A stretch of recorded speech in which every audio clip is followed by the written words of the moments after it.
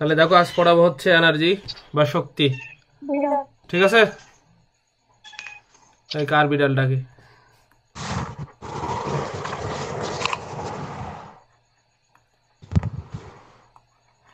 Energy বা শক্তি, ঠিক আছে?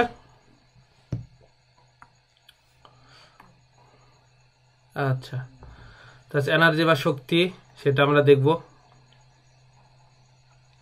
তাহলে এখন দেখো তো ভাই, কাজ করার সামর্থ্যকে শক্তি বলে। যে পরিমাণ কাজ কোনো বস্তু করতে পারে তা দিয়ে শক্তির পরিমাপ করা হয়। তাহলে কি করা হয় বলো তো ভাই?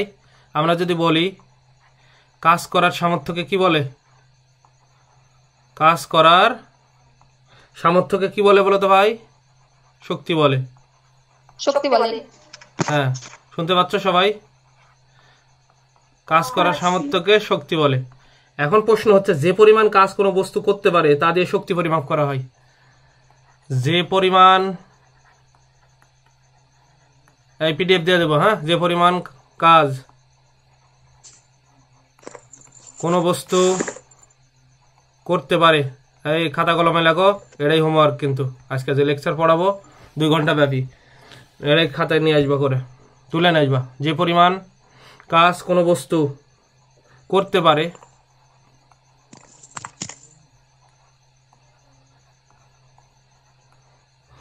তা দিয়ে শক্তির পরিমাপ করা হয়। খাতা কলম নাও, নিয়ে লিখতে থাকো। তা দিয়ে শক্তির পরিমাপ করা হয়।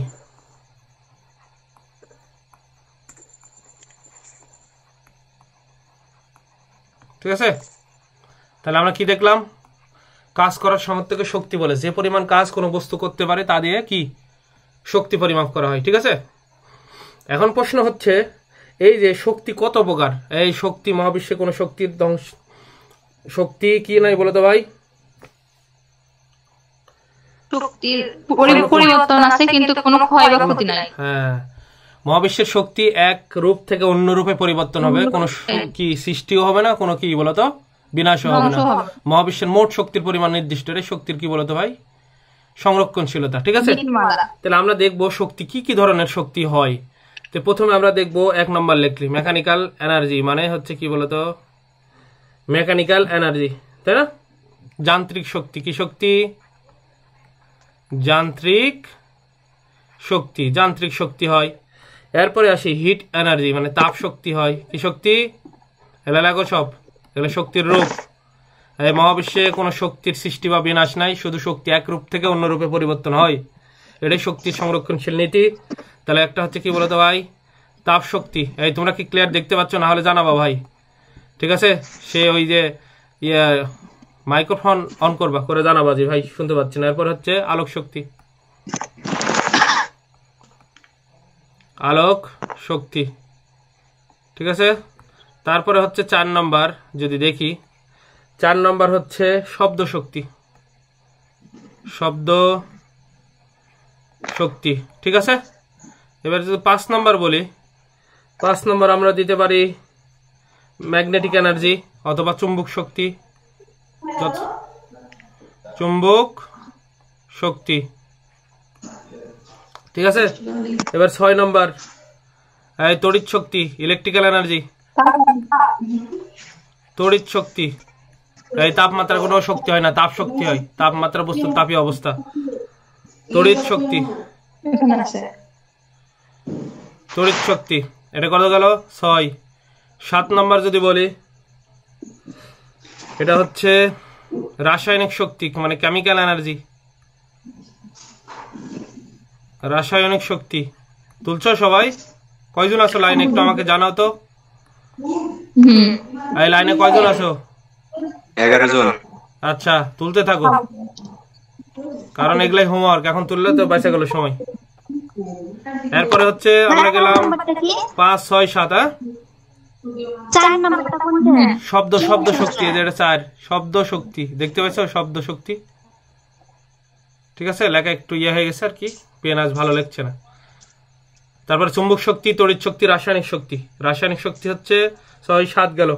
8 নম্বর দেখবো সৌরশক্তি, সোলার এনার্জি।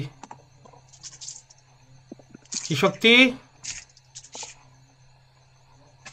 সৌরশক্তি। ঠিক আছে, সৌরশক্তি। এরপরে দেখব হচ্ছে 9 নম্বর নিউক্লিয়ার এনার্জি। নিউক্লিয়ার এনার্জি মানে কি বলতো ভাই? আণবিক শক্তি। ঠিক আছে,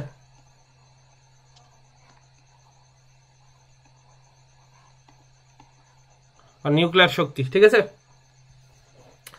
এবার এই লেখা হয়েছে কয়টা পড়লাম বলো তো? 9টা।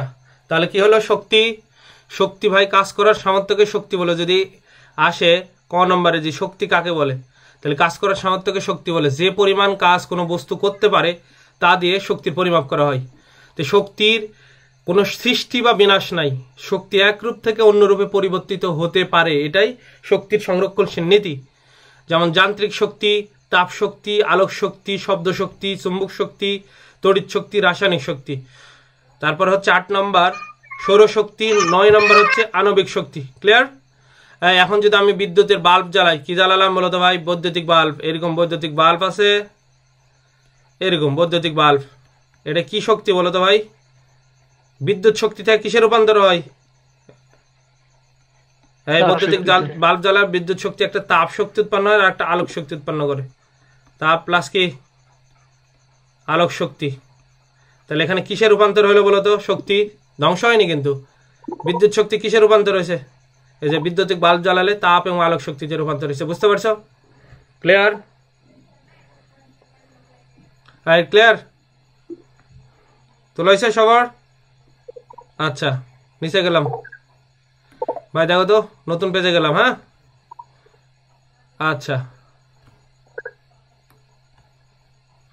এবার দেখো তো ভাই, বোঝা না গেলে বলবা। আর যার ওখান থেকে বেশি সাউন্ড হবে সে অফ করে রাখবা। সাউন্ড রিফ্লেক্ট হচ্ছে কার গো? সবুজের মনে হয়। বন্ধ করো। এরপরে লাগো হেডিং দাও, গতিশক্তি ও ভরবেগের সম্পর্ক। যদিও কতদিন করেছিলাম, তারপরে আবার দেখাচ্ছি। গতিশক্তি ও আজকে অনেক অঙ্ক করাবো, ইম্পর্টেন্ট। হ্যাঁ, এগুলো দেখবা। গতিশক্তি ও ভর বেগের সম্পর্ক। ঠিক আছে, দেখো গতিশক্তি ও ভরবেগের সম্পর্ক।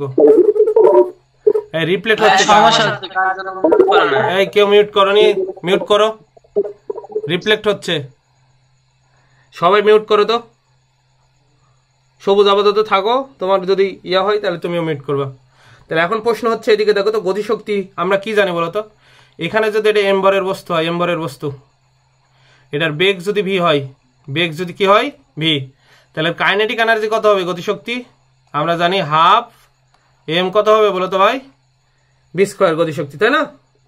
এবং এইদিকে দেখো তো, এই বস্তুর ভরবেগ কত হবে? আমরা জানি ভরবেগ পি দ্বারা প্রকাশ করা হয়। ভর এবং বেগের গুণফলকে ভরবেগ বলা হয়। মানটা নিলাম ভাই, মান, কারণ এটা হচ্ছে ভেক্টর রাশি। কি রাশি? ভেক্টর। আর যত শক্তি আছে সব শক্তিগুলো হচ্ছে স্কেলার রাশি, আর কোনো দিক নাই। কাইনেটিক এনার্জি হোক আর যে এনার্জি হোক। তাহলে এটার যদি মান নিই তাহলে কি হবে ভাই বলতো? মান এভাবে নেওয়া যায়, ভেক্টর ছাড়া এবং মডুলাস দ্বারা। আমি ভেক্টর ছাড়া নিলাম, ইচ্ছা তুমি যেভাবে নিতে পারো। তাহলে এখন কি দেখতে পাইছো? তাহলে ভাই এটা 1 নম্বর সমীকরণে এইদিকে দেখো তো, একটু আমরা এটা সাজুগুজু করে লিখলাম। হাফ, দেখো তো ভাই, এম স্কোয়ার ভি স্কোয়ার দিলাম। তাহলে একটা এম তো ছিল, হয়ে গেল 2টা এম। তাহলে একটা এম বাদ দিতে কি করবো? 1/m। তাহলে কি হয় বলো তো? উপরে কি হয়? এম স্কোয়ার ভি স্কোয়ার, আর নিচে কি হয় বলো তো ভাই? 2m না? আচ্ছা, এর পরের লাইন যদি আমরা লিখি, এদিকে দেখো তো ভাই, এইভাবে লেখা যায় তো, এম ভি তার উপর স্কোয়ার, আর নিচে হচ্ছে 2m।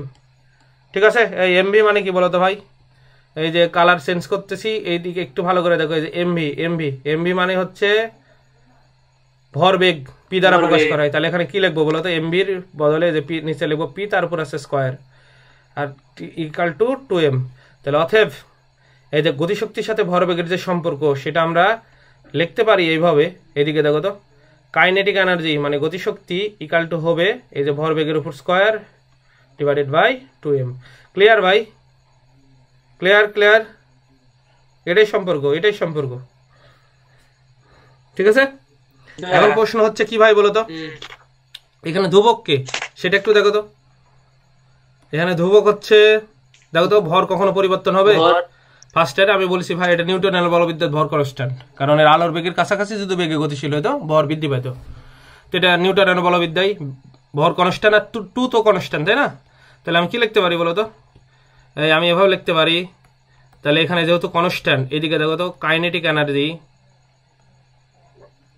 ঠিক আছে, ইকাল টু, এই জায়গায় এভাবে লিখলাম 1/2m, আর এই সাইডে লিখলাম পি স্কোয়ার। এটা তো কনস্ট্যান্ট ভাই, এটা হচ্ছে কনস্ট্যান্ট। তাহলে অতএব কি লিখতে পারি বলতো? কাইনেটিক এনার্জি কি হবে বলতো ভাই? এই প্রশ্ন আসতে পারে কিন্তু, গতিশক্তি হবে ভরবেগের বর্গের সমানুপাতিক। তাহলে গতিশক্তি হবে ভরবেগের কি বলতো ভাই? বর্গের সমানুপাতিক। ভাই 1/2m, এটা কনস্ট্যান্ট তুলে দিলে সমানুপাতিক চিহ্ন আসে, মানে 1 তো কনস্ট্যান্ট, 2 তো কনস্ট্যান্ট, আর এমও কনস্ট্যান্ট। তাহলে তুলে দিলে পি তো কনস্ট্যান্ট না, তাহলে গতিশক্তি হবে কি বলতো ভাই? ভরবেগের বর্গের কি সমানুপাতিক, মনে থাকে জানো। এখন প্রশ্ন হচ্ছে, এদিকে দেখো, আমরা যদি একটা গ্রাফ দেখি, এটা গ্রাফ কিন্তু এমসিকিউ আসতে পারে, দিলাম, ঠিক আছে, এবং আরেকটা দিলাম এদিকে। এখন প্রশ্ন হচ্ছে, এদিকে দেখো তো, উপরে হচ্ছে এটা দিলাম হচ্ছে এই বরাবর দিলাম হচ্ছে এনার্জি, কাইনেটিক এনার্জি, আর এই বরাবর দিলাম এটা হচ্ছে ভরবেগ পি। তাহলে হবে কেমন গ্রাফ বলতো ভাই? যেহেতু বর্গের কি বলতো সমানুপাতিক, এর অর্থ হচ্ছে যদি সমানুপাতিক ধ্রুবক নাও, তার মানে ই কে উপরে কাইনেটিক এনার্জি আর নিচে হচ্ছে পি স্কোয়ার, এটা সব সময় অলওয়েজ কি থাকবে? কনস্ট্যান্ট। যেহেতু নিচে পি স্কোয়ার, আর গ্রাফটা হবে এইরকম। আস্তে আস্তে দেখো তো ভাই, পি এর মান বাড়লে কি এর মান দ্রুত বাড়বে। এটার মান যদি বাড়ে, নিচের মানটা বাড়ে, উপরের মানটা এমন ভাবে বাড়তে হবে যাতে কে যা আছে কি তাই থাকে, তাই না?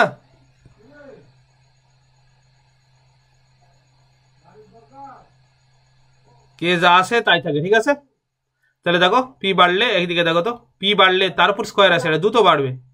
এদিকে দেখো তো, উপরেরটা দ্রুত বাড়তে হবে এটা বাড়লে, কারণ এটা এই পি বাড়লে পি এর উপর স্কোয়ার, কারণ দুইটার ভাগফল সবসময় কে হতে হবে, তাহলে উপরেরটা দ্রুত বাড়তে হবে। তাহলে এরকম গ্রাফ হবে, গ্রাফটা দেখা গেল এইরকম গ্রাফ, ঠিক আছে।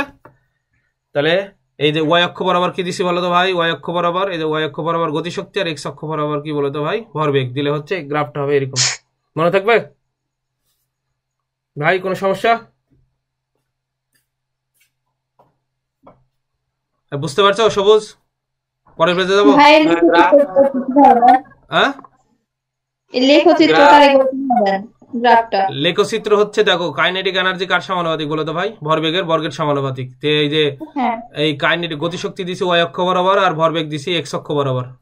দিলে দেখো তো ভাই, এখন যদি সমানুপাতিক হয়, সমানুপাতিক ধ্রুবক কে ধরলাম? কে মনে করে এখানে কে, কে মানে এখানে কত ভাই বলতো? এই কে মানেই হচ্ছে এখানে 1/2m, বুঝেছো? তো এখন প্রশ্ন হচ্ছে, এখানে যদি সমানুপাতিক ধ্রুবক কে দাও, তাহলে সমান সমান হবে। তাহলে সমান সমান হলে এখানে এসে কি হবে বলতো? ভাগ হবে না, উপরে থাকবে কাইনেটিক এনার্জি, নিচে পি স্কোয়ার ইকাল টু কে। তার মানে পি এর মান বাড়লে তার উপর স্কোয়ার হয়, নিচেরটা বাড়তেছে, তার মানে গতিশক্তির মান এমন ভাবে বৃদ্ধি পেতে হবে যাতে দুইটার ভাগফল আগেও কে ছিল, পরেও কি হয় বলতো ভাই? কেই হয়। বুঝতে পারছো? লেখা একটু আসছে অস্পষ্ট, ঠিক আছে। এই যে কেই দিলাম, ক্লিয়ার? তাহলে এরকম হবে, প্যারাবোলা হবে। এটা কি বলতো ভাই? পরাবৃত্ত। কি একটার উপর যদি স্কোয়ার হয়, এদিকে দেখো তো ভাই, এদিকে হচ্ছে স্কোয়ার, এরকম সমীকরণ। আর একটা যদি এক মাত্রা থাকে, আর একটা যদি দুই মাত্রা থাকে, দুইটা চলকের, তাহলে এটা হবে পরাবৃত্ত। বা ইংলিশে বলা হয় প্যারাবোলা। ক্লিয়ার? নতুন পেজে গেলাম, দেখো ধরে নিলাম, কোনো সমস্যা নাই।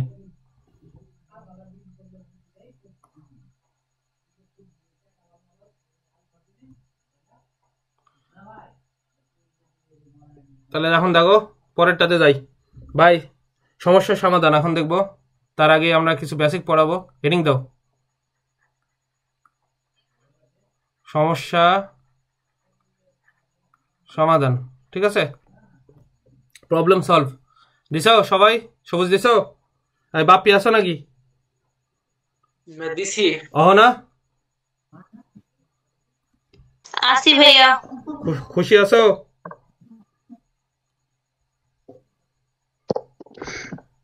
নাই বুঝতে পারছি।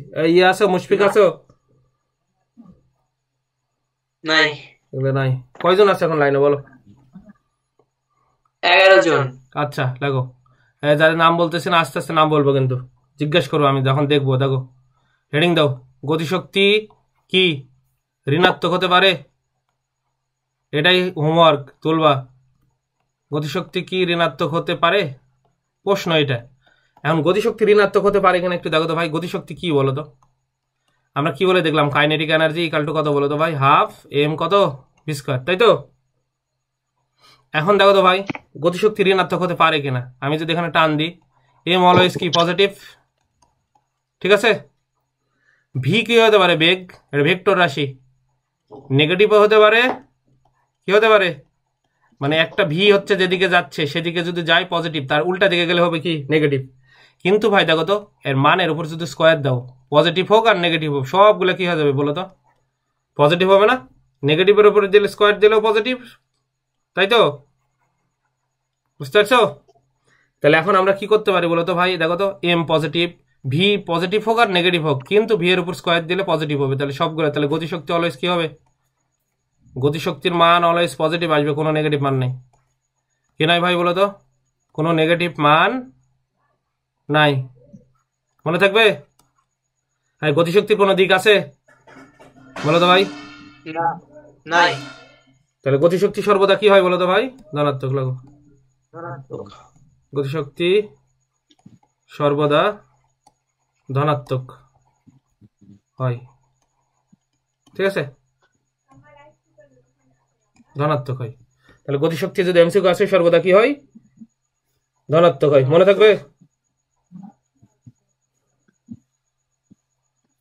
এরপরে প্রশ্ন লাগো, কোশ্চেন 1। সবাই কোশ্চেন 1 লাগো তো। একটি হালকা বস্তু, একটি হালকা বস্তু ও একটি ভারী বস্তুর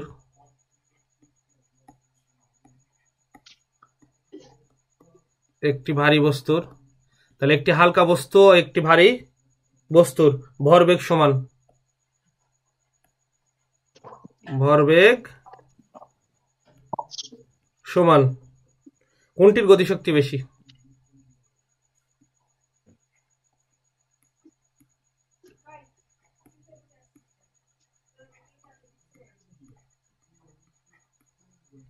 প্রশ্ন লাগো, একটি হালকা বস্তু একটি ভারী বস্তু ভরবেগ সমান, কোনটির গতিশক্তি বেশি? তোলাইছে?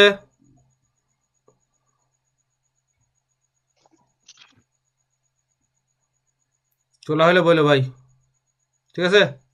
একটি হালকা বস্তু একটি ভারী বস্তুর ভরবেগ সমান কোনটির গতিশক্তি বেশি? তাহলে সলিউশনে যাই নাকি? তাহলে সলভ। একটি দেখো তো, ধরে নিলাম ভারী বস্তুর ভর হচ্ছে এম, বড় হাতের এম, আর হালকা বস্তুর ভর হচ্ছে ছোট হাতের এম, ঠিক আছে? এই সার সঙ্গে আরো ধরলাম, এদিকে দেখো তো ভাই, দুই পার্টিশনে ভাগ করলাম আমি। এখন দেখো এই বড় হাতের এম, এটা মানে হচ্ছে ভর বেশি। এখন যেটার ভর বেশি আমি ধরে নিলাম, যেটার ভর বেশি তার বেগ ধরে নিলাম মনে করো হচ্ছে v1, আর যার ভর কম তার বেগ ধরে নিলাম হচ্ছে v2। বুঝতে পারছো? এখন প্রশ্ন হচ্ছে বলো তো ভাই, গতিশক্তির আমরা অনুপাত দেখবো। এদিকে দেখো তো ভাই, তাহলে এখন হালকা বস্তুর গতিশক্তি E2 দিই। এদের হালকা বস্তুর গতিশক্তি ধরে নিলাম এটা E2, আর ভারী বস্তুর গতিশক্তি ধরে নিলাম এই যে এম, ভারী বস্তুর গতিশক্তি ধরে নিলাম E1। তাহলে এখন যদি ভাই অনুপাত আমরা এভাবে করি, E1 ডিভাইডেড বাই E2, তাহলে কি হবে? হাফ, এদিকে টান দিলাম, এম মানে কি ভারী বস্তু, দেখো তো ভাই বড় হাতের এম, এটা কি হবে বলো তো? v1 স্কোয়ার, আর এটা কি হবে বলো তো? Half m v2 square. বুঝতে পারছো? তাহলে এরপরের লাইন যদি আমরা করি, এদিকে দেখো তো ভাই, হাফ এম ভি স্কোয়ার আমরা জানি, তাহলে এখানে কি দেবো বলো তো ভাই? এম ভি, ঠিক আছে? এই প্রশ্ন হচ্ছে একটি হালকা একটু ভারী বস্তুর ভরবেগ সমান, কিন্তু একটু প্রশ্নের দিকে ভালো করে লক্ষ্য করবা, বলে দিছে কোশ্চেনে ভরবেগ সমান। তাহলে ভাই এর ভরবেগ কত হবে? এর ভরবেগ বলো তো। পি ইকাল টু এম কি হবে বলো? বড় হাতের এম V1। যাই হোক, একটু যে বুঝতে অসুবিধা হলো একটু কাটিয়ে দিই। এই যে এখানে লেখাটা একটু ইয়ে হয়ে গেছে, ঠিক আছে। কি হইলো? আচ্ছা, তাহলে এখন আমরা লিখতে পারি, এদিকে দেখো তো ভাই, এর ভরবেগ হচ্ছে বড় হাতের এম, আর বেগ হচ্ছে আর V1। আর এর ভরবেগ কত বলো তো? যেহেতু দুইটার ভরবেগ সমান তাই দুইটাই পি দ্বারা লিখছি। এর ভর হচ্ছে এম, বেগ হচ্ছে V2। তাহলে এই যে হাফ এম ভি স্কোয়ার, এটা ইকাল টু কি লিখতে পারি বলো তো ভাই? এটা কি বুঝতে পারছো তোমরা? এই জায়গায় কে বোঝনি বলো? তোমরা কি বুঝছো? ভাই আমি হ্যাঁ বলো, কোন সমস্যা? বুঝতে পারিনি। অনুপাত নিচে অনুপাত ভাই। এদের এটা হচ্ছে কি গতিশক্তি বলো তো ভাই? এই যে আমরা যদি কালার চেঞ্জ করি, এটা হচ্ছে E1 আর এটা হচ্ছে E2 গতিশক্তির আমরা অনুপাত নিচে। দেখো E1 divided by E2। E1 এর ভর কত ছিল বলো তো ভাই? বড় হাতের এম না? আর বেগ ছিল V1। তাহলে গতিশক্তি ইকুয়াল টু কি জানি বলো তো? হাফ এম কত? ভি স্কয়ার না? এই এখানে দেখো E1 মানে কি হল বলো তো ভাই? এই বস্তুর ভরটা হচ্ছে এম, ভরটা এম এবং বেগটা হচ্ছে V1। তাহলে এর গতিশক্তি কত হবে? Half m V1 square. এবং যেটা বস্তুর ভর কম, ছোট হাতের দেখো এম নিছি, এর বেগ আবার V2, তাহলে এর গতিশক্তি কত হবে? এর গতিশক্তি হবে E2 ধরেছি, এর গতিশক্তি যে E2 ইকাল টু কত হবে? হাফ এম ছোট হাতের এম V2 স্কয়ার, যেহেতু এর বেগ V2। ক্লিয়ার? বুঝিছো না তাও বুঝনি? জি। এই যে উপরে সূত্র পড়ে আসলাম, তাহলে উপরে half m v square equal to কি হবে বলো তো ভাই? যেহেতু দুইটার ভরবেগ সমান, পি স্কয়ার ডিভাইডেড বাই ছোট হাতের 2m, ছোট হাতের না, এটা বড় হাতের এম, সরি।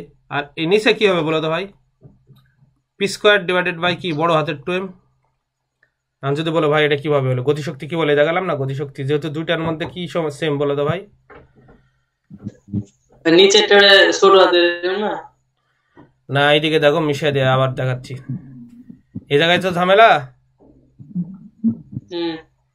ঠিক আছে? এটা মিশিয়ে দিলাম। ক্লিয়ার? এখন দেখো তো ভাই, এই যে এইদিকে দেখো, এই বড় করে টান দিলাম। উপরের ভর কত আছে? এম না? বড় হাতের এম না?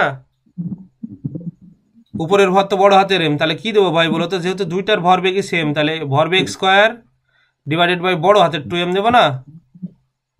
আর নিচেরটা দেখো তো ভর ছোট হাতের এম না?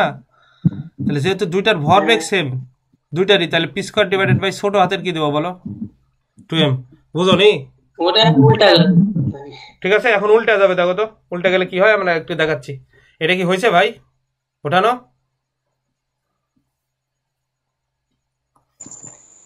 ওঠানো হলে বলো। একটু দাঁড়ান। আচ্ছা ওটাও, একটু দাঁড়ান। ওকে ওকে।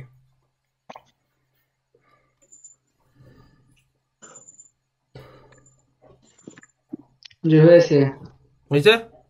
আচ্ছা, এখন আমি হচ্ছে আরেকটা পেজে চলে গেলাম, ঠিক আছে? তা না হলে এই পেজেই করে দিই, ঠিক আছে? কিন্তু এগুলো পিডিএফ থাকবে না নি। এইদিকে দেখো তো ভাই, তাহলে কি পাইলাম বলো তো? অতএব উপরে হচ্ছে কি বলো? E1 আর নিচে কত? E2। এবার কি হবে বলো তো ভাই? এখানে লিখলাম পি স্কয়ার 2 বড় হাতের এম। তাহলে এই ছোট হাতের এম কোথায় যাবে? উপরে চলে যাবে। আর নিচে কি আসবে? যেহেতু দুইটার ভরবেগ সমান বলেছে, তাই পি স্কয়ার কাটে 2 আর 2 কি হয়? কাটে। তাহলে আমাদের কি পড়ে থাকলো এখানে বলো তো? এই উপরে কিন্তু এটা কিন্তু বড় হাতের এম ভাই, ছোট হাতের এম ডিভাইডেড বাই বড় হাতের এম। এটা কিন্তু বড় হাতের এম, ঠিক আছে? আর এটা উপরেরটা কি? ছোট হাতের এম। তাহলে আমরা লিখতে পারি যে এইভাবে, দেখো এখান থেকে ডিসিশন নেব কি হচ্ছে। ডিসিশনটা এখান থেকে নিব। তাহলে এখন এই দিকে দেখো, আমরা পাইলাম হচ্ছে E1 ডিভাইডেড বাই হচ্ছে E2। উপরে আছে হচ্ছে ছোট হাতের এম আর নিচে আছে কি? বড় হাতের এম। এখন আমাকে বলো তো ভাই, কোনটা বড় বলেছিলাম মনে আছে? বড় হাতের এমটাই কি ভর বড় নিছিলাম না? এই তো। এখন এরকম যদি আমি করি, এদিকে দেখো তো E1 দেখো তো এম কি হয়েছে? সমস্যা E2। এখন প্রশ্ন হচ্ছে এই লাইন অনেকে বুঝতে পারে না, এই লাইন একটু দেখো কোনটা বড় আর কোনটা ছোট। ভাই এই পর্যন্ত কি লেখা, এই পর্যন্ত বুঝিছো? এই পর্যন্ত কিভাবে আসলো এই লাইন পর্যন্ত? ভাই E1 এপারে রাখছি আর E2 যে পারে পার করে দিছি, ঠিক আছে? ভাই তুমি আমাকে বলো তো উপরের সংখ্যাটা হচ্ছে কি বলো তো ভাই? ছোট হাতের এম, আর নিচেরটা কি? বড় হাতের এম। নিচেরটা যদি বড় হয় ভাগফল, এটার ভাগফল কি হবে ভাই বলো তো? অলওয়েজ 1 এর চেয়ে ছোট হবে না? বলো তো, হবে তো? এই নিচেরটা বড়, নিচেরটা বড় হাতের এম, এটা মনে করো 10 কেজি আর উপরেরটা মনে করো 5 কেজি, তাহলে কি হবে? 0.5 মানে 1 এর চেয়ে ছোট হবে না? কন্ডিশন না বুঝনি? এই মনে করো বড় হাতের এম, বোঝার জন্য দিলাম, বড় হাতের এম মনে করো 10 কেজি সাপোজ, আর ছোট হাতের এম দিলাম হচ্ছে কি বলতো ভাই 5 কেজি, বুঝতে পারছো? তাহলে এখন দেখো তো উপরে 5 নিচে 10, তাহলে অবশ্যই যতই হোক না কেন নিচেরটা বড় হলে কি হবে ভাই? উপরেরটা ছোট হলে। আর ভাগফল কি 1 এর চেয়ে ছোট হবে না? হ্যাঁ। এখন প্রশ্ন হচ্ছে ভাই তোমাকে যদি এরকম ইকুয়েশন দিই, মানে সিম্পল নলেজ, এই একটু ভালো করে দেখো ইকুয়েশন, এটার সাথে 2 ইন্টু মনে করো E2 আছে, আর একটা আছে এদিকে দেখো E1, এই হাফ মানে কত বলো তো ভাই? 0.5 না? হ্যাঁ।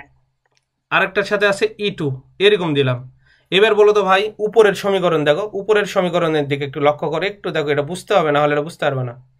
E2 2 বার, মানে E2 যদি 2 গুণ করা হয় তবে E1 এর সমান হবে, তাহলে এখানে কে বড় বলো তো ভাই? এই জায়গায় কে বড়? E1 বড়, কাচ্ছে E2 হচ্ছে, মানে এই কন্ডিশন যদি এটা হয় যে এইখানে 2, এই সংখ্যাটা যদি গ্রেটার দেন 1 হয়, গ্রেটার দেন 1 হয় কি হয়? এখন প্রশ্ন হচ্ছে নিচের সমীকরণটা যদি এরকম হয়, এরকম যদি হইতো তাহলে কি হতো ভাই? দেখো তো নিচেরটার মতো হইতো, দেখো তো ভাই। এখানে প্রশ্ন হচ্ছে E2 এর অর্ধেক হবে কার সমান? E1 এর সমান, তাহলে এখানে কে বড় বলো তো?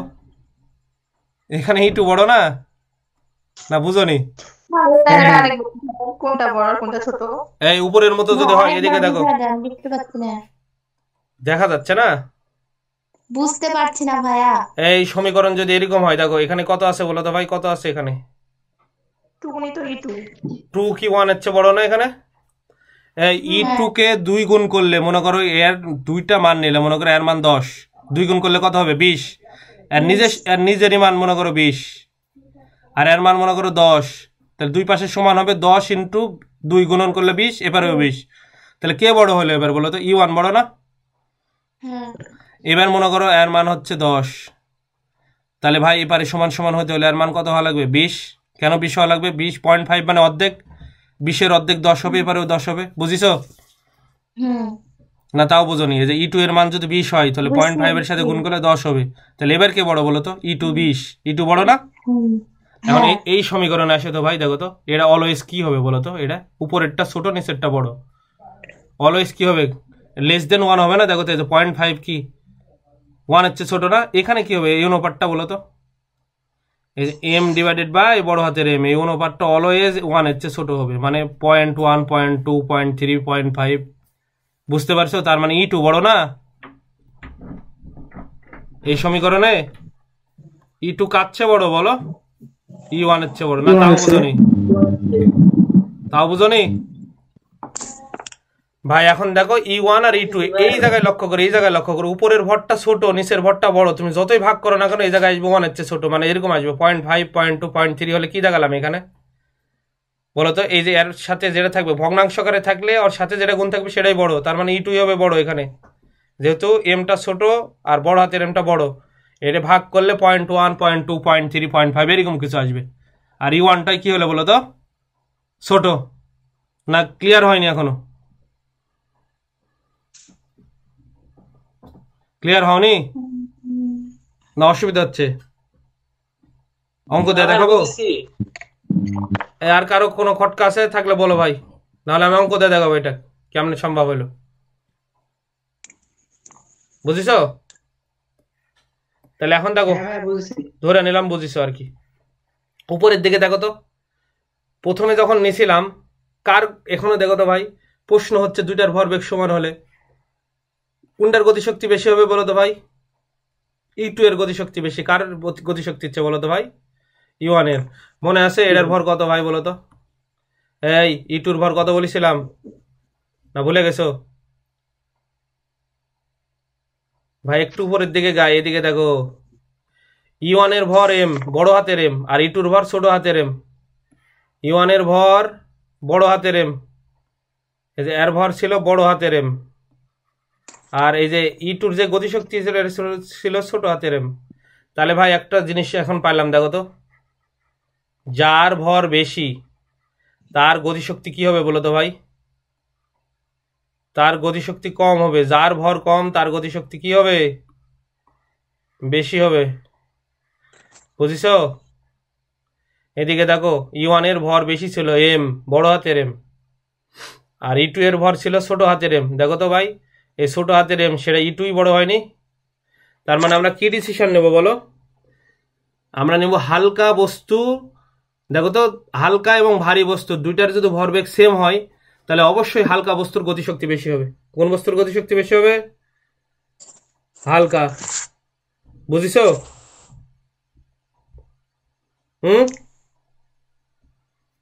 আচ্ছা, কারো কোনো সাউন্ড নাই, আমরা কোশ্চেন 2 তে চলে গেলাম। আরে লাগো, কোশ্চেন 2 লাগো।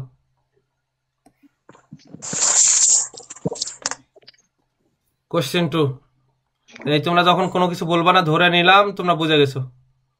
আর যদি কোনো প্রশ্ন থাকে 1000 বার জিজ্ঞেস করবে, সমস্যা নেই।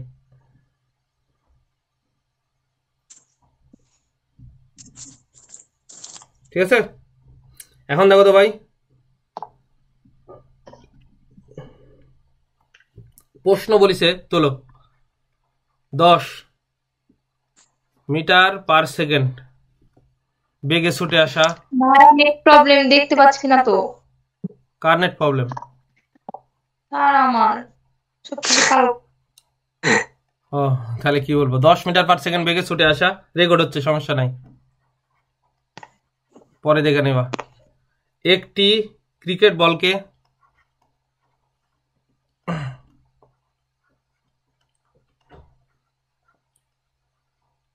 তাহলে 10 মিটার পার সেকেন্ড বেগে ছুটে আসা একটি ক্রিকেট বলকে ব্যাট দিয়ে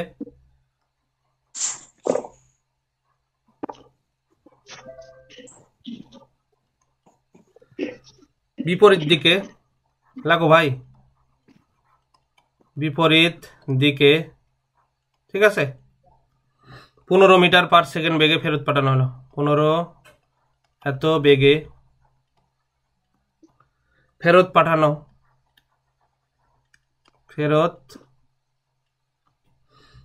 হলো।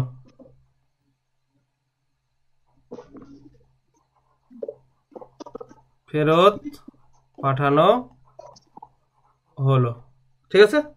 বলটির গতিশক্তির পরিবর্তন, বলটির গতিশক্তির পরিবর্তন, এই বলটির গতিশক্তির পরিবর্তন 7.5 জুল। 7.5 জুল। বা এটা একটা দেখতে অড লাগতেছে, দূরে সরে গেছে একটু, মিশে দিই। বলটির গতিশক্তি আমি অন্য কালার ব্যবহার করি।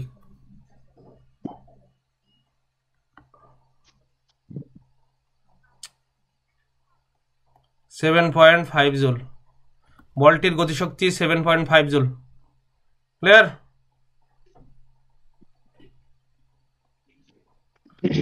এরপরে যদি আসি ভাই, দেখো, হলে এত জুল হলে বলটির ভরবেগের পরিবর্তন নির্ণয় করো। বলটির ভরবেগের পরিবর্তন নির্ণয় করো।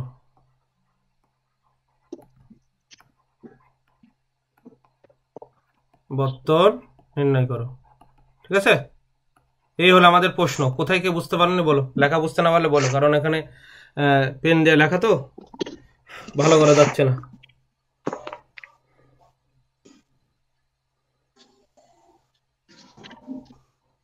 ঠিক আছে, হ্যাঁ, তোলা আছে সবার?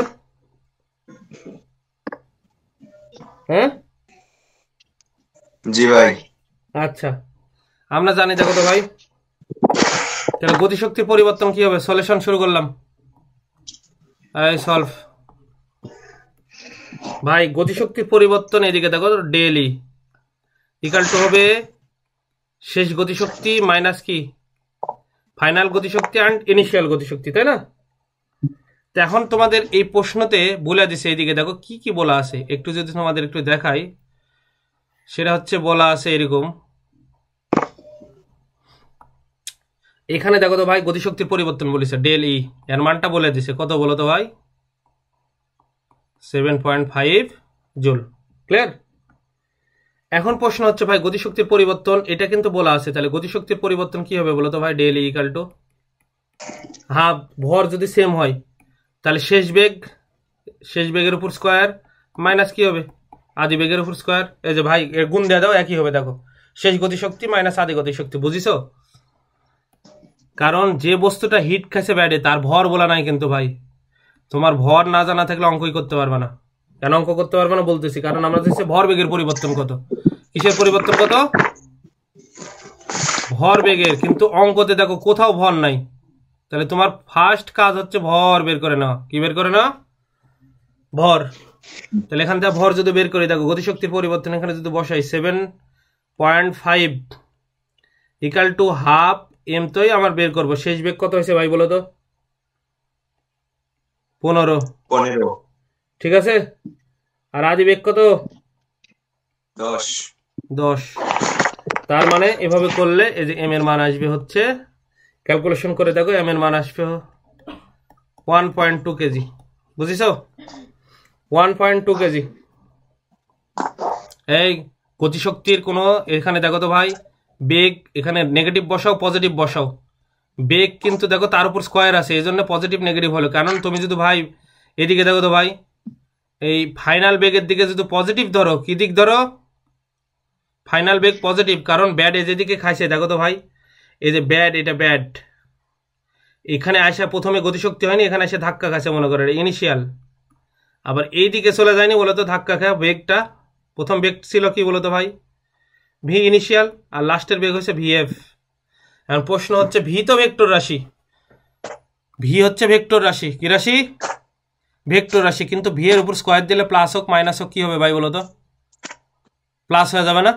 এই জন্য কিন্তু ভাই দেখো ভিএফ এর দিক যদি পজিটিভ ধরতা, এদিকে দেখো তো ভাই ভিএফ এর দিক যদি পজিটিভ ধরতা, মানে শেষ বেগ হিসাব অনুযায়ী এই যে ভিএফ দিক যদি পজিটিভ হয়, হিসাব অনুযায়ী কি হওয়ার কথা ছিল বলতো? ভি ইনিশিয়াল কি হওয়ার কথা ছিল বলতো? নেগেটিভ না? কারণ ব্যাটে যেদিকে আসে বল লাগতেছে ভাই, তোমার দিকে ব্যাটে আসতেছে বল লাগলো, একবার বল লাগার পর যেদিক থাকছে তার উল্টা দিকে গেল না? তো শেষ বেগ যদি কি হয় বলতো ভাই? পজিটিভ এদিকে ধরো, এই যে ব্যাটে লাগার পর যদি পজিটিভ হয়, তাহলে যেখানে ব্যাটে লাগে আসছিল আগে সেটা কি হবে? নেগেটিভ। কিন্তু প্রশ্ন হচ্ছে যে ভাই আপনি এখানে নেগেটিভ দিলেন না কেন? ভাই নেগেটিভ দাও পজিটিভ দাও, স্কোয়ার করলে কি হয় বলো তো ভাই? ওই নেগেটিভটা কি হয়ে যায় বলো? পজিটিভ হয়। আসলে আমার অঙ্ক করা উচিত ছিল এরকম করে, এইদিকে দেখো, মানে ক্লিয়ার কাট তোমাকে বুঝতে হবে ভাই। অঙ্ক করা উচিত আমার কেমন ছিল জানো? সেটা তোমাদের দেখাই, যাতে কোনো সমস্যা না হয়।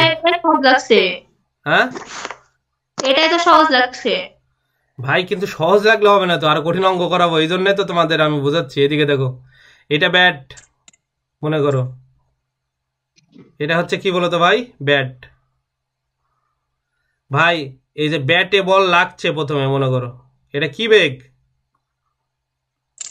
ইনিশিয়াল।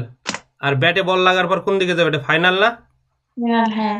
তো ফাইনাল বেগের দিকে যদি তুমি পজিটিভ দিক ধরো, তাহলে এই দিক কি হবে?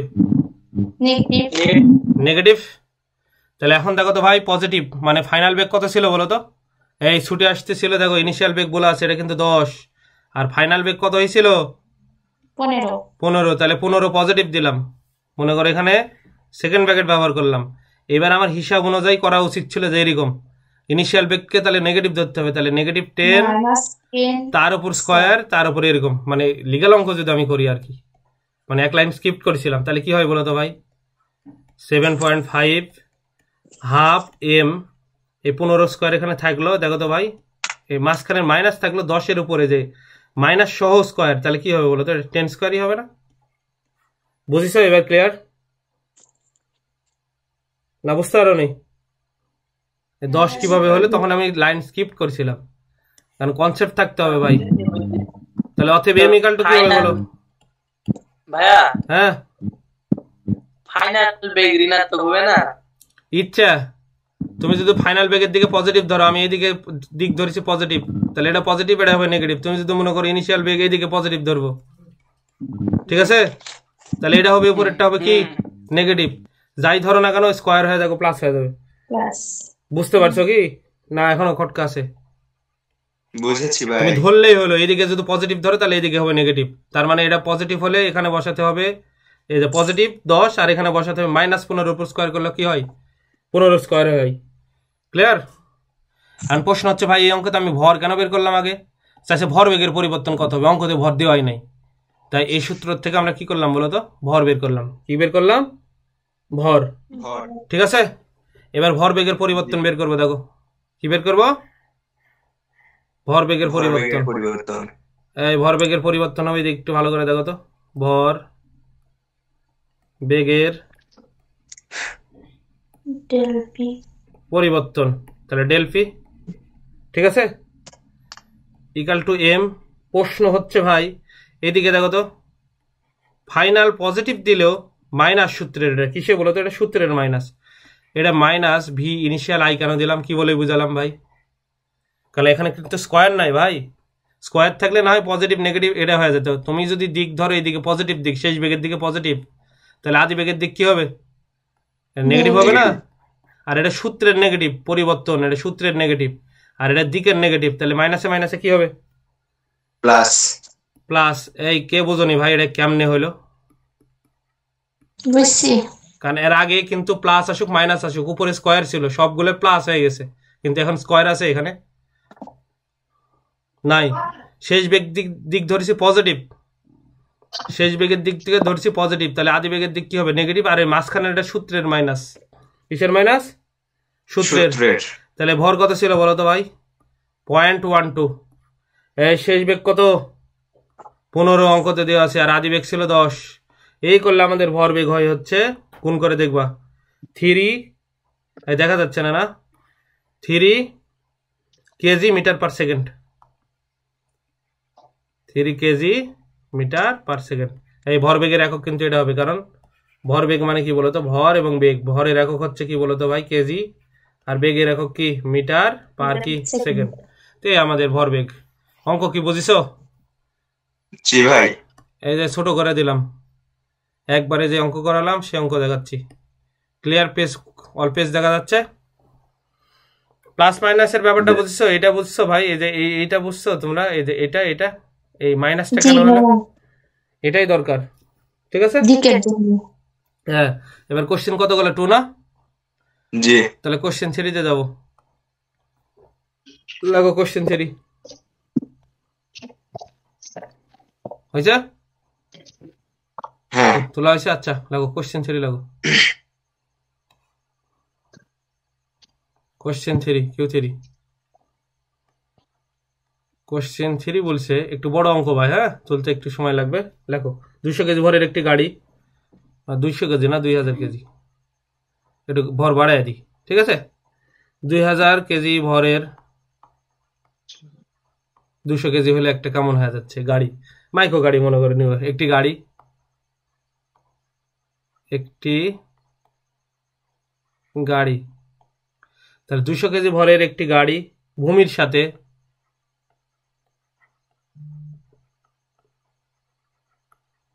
ভূমির সাথে 30 ডিগ্রি কোণে, এই রাখি আসিস, আসি ভাইয়া। হ্যাঁ, তো 2000 কেজি ভরের একটি গাড়ি লেখো ভাই আমার সাথে সঙ্গে সঙ্গে লেখো। 2000 কেজি ভরের একটি গাড়ি ভূমির সাথে 30 ডিগ্রি কোণে আনত একটি রাস্তা ধরে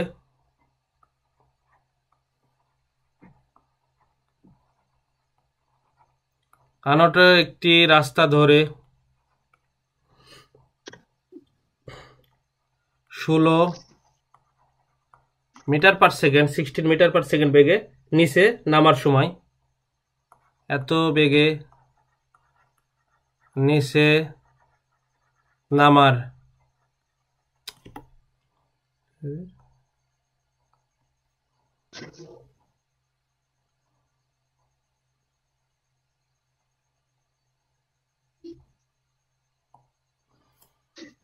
এত বেগে নিচে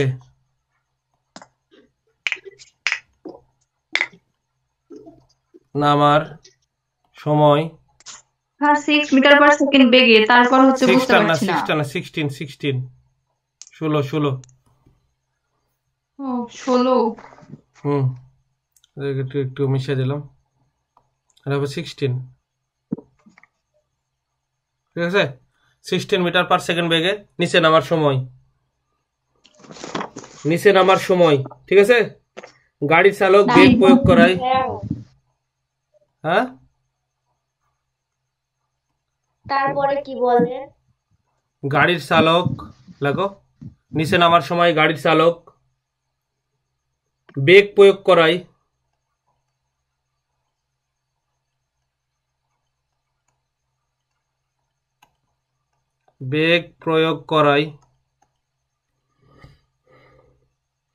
গাড়িটি 40 মিটার দূরে তো অতিক্রম করার পর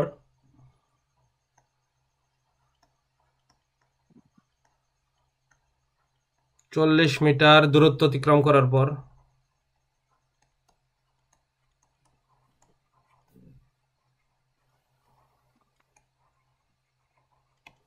এতিমা আসো,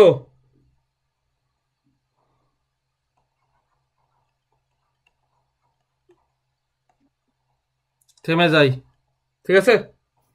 কি পরিমাণ গতি প্রতিরোধকারী বল গাড়ির উপর ক্রিয়া করে?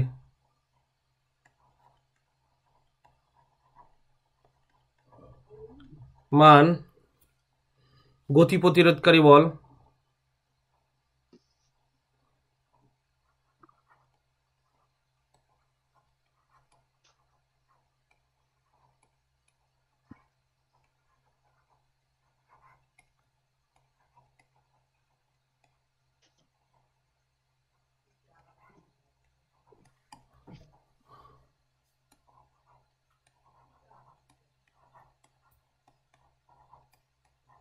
লেখা আছে, সলিউশন করো দেখো।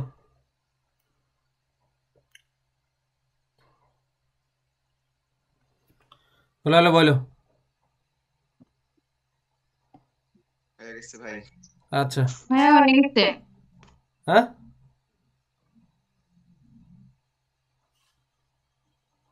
তুলো তুলো, সমস্যা নাই তো।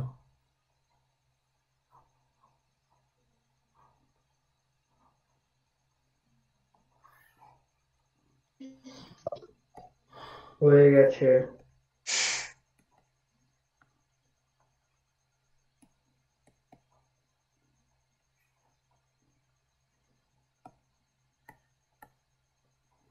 তাহলে এখন বলেছে দেখো সলিউশন করে,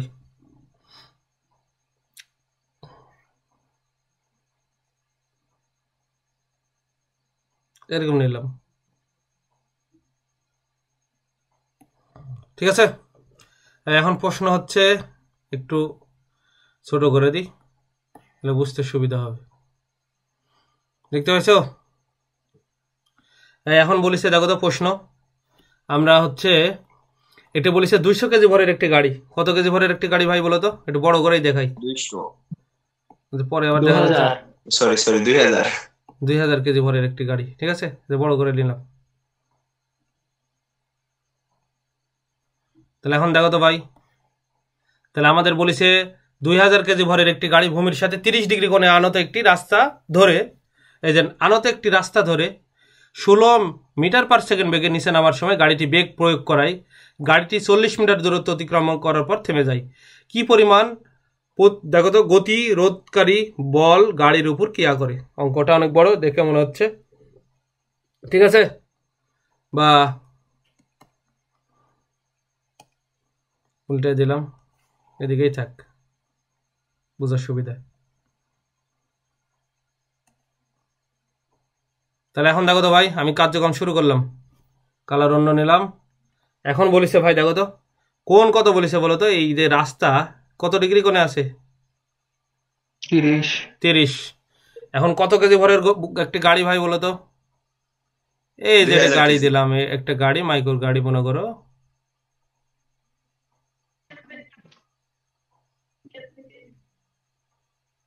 কত কেজি ভর বলো তো ভাই? 2000। এম ইকাল টু গাড়ির ভর হচ্ছে 2000 কেজি।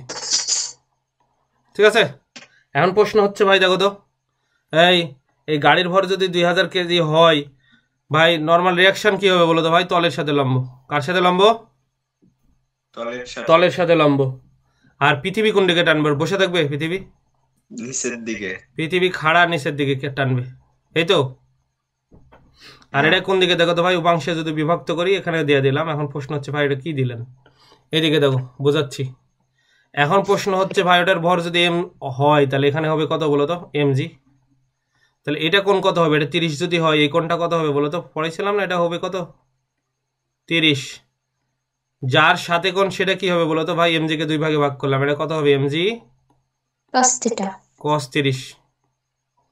আর উপরে ওটা কি হবে বলো তো? নর্মাল রিয়াকশন বা স্বাভাবিক প্রতিক্রিয়া। আর তাহলে ভাই mg যার সাথে কোন cos θ, যার সাথে কোন না, এটা কি হবে? mg sin θ। sin 30। ঠিক আছে, sin 30 ডিগ্রি। সরি, এই জায়গায় হইল উল্টা পাল্টা হয়ে গেছে। ঠিক আছে, এই এটাও মিশে গেল।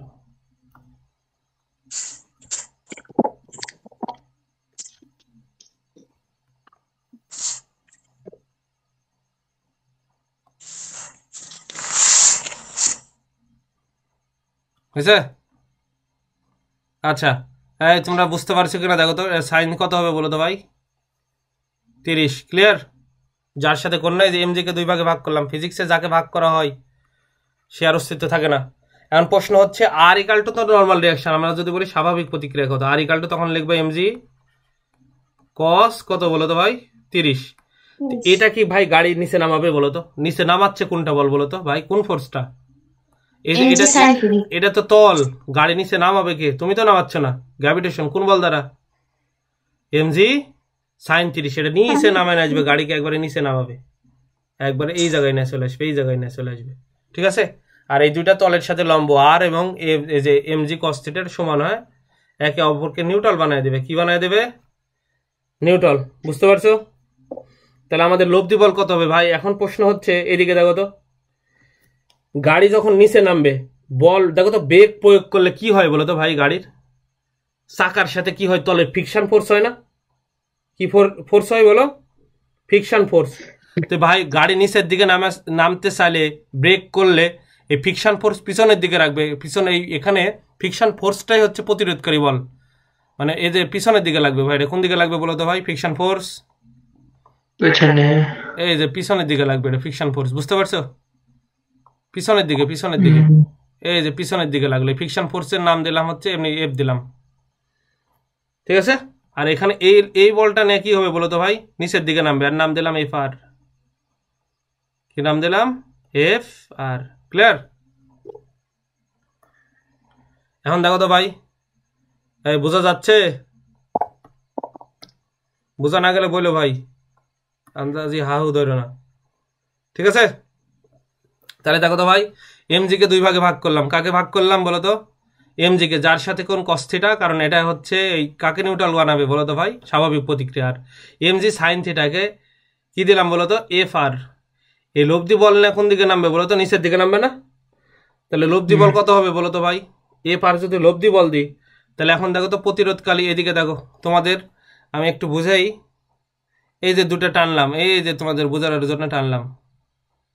ঠিক আছে, একটু ভালো করে দেখো। আমি যদি এখানে এরকম নিই, একটু দেখো তো, এই জায়গায় মনে করো এম ভরের বস্তু আছে। কত ভরের বস্তু?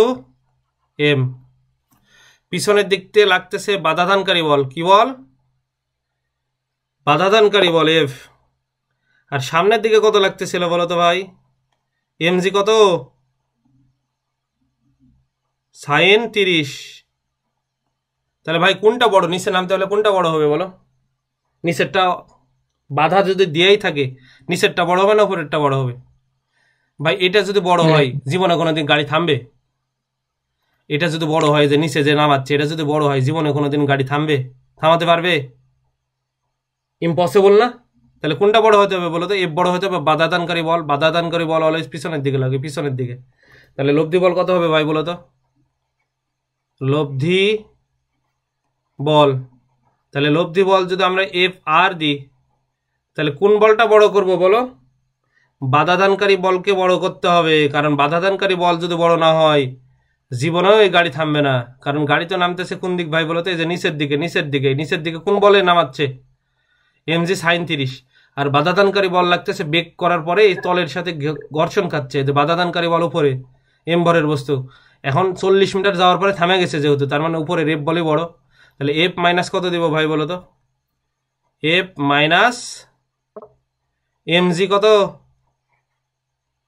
sin 30। এটা কি কারো বুঝতে অসুবিধা আছে? জি ভাইয়ের বুঝিনি?